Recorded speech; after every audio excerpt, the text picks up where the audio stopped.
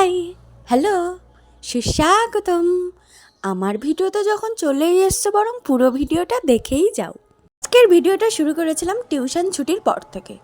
না, আজকে কিন্তু আমি একা না, সদাল বলে এই গাছটার সামনে দাঁড়িয়ে ক্যাত মারছিলাম। আমরা সবাই একসঙ্গে থাকবো আর একটু পাগলামো হবে না, তা কি করে হয় বলো? সেসব বাদ দাও। আর এই ম্যাডামকে দেখো, নিশ্চিন্তে ব্লগ করে যাচ্ছে। এর চ্যানেলের নাম মিস মিমি।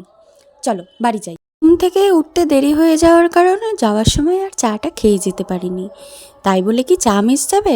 একদমই না, এসেই বসে পড়েছি। এরপর সোজা স্নান করে চলে গিয়েছিলাম পুজোর সব কাজ করতে।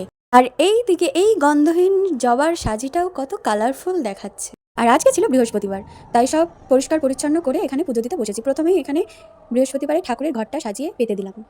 দেখো, পুজোর সব নিয়ম হয়তো আমি জানি না, কিন্তু যেইটুকু জানি সেইটুকু দিয়ে নিজের মতো করে দেওয়ার চেষ্টা করি।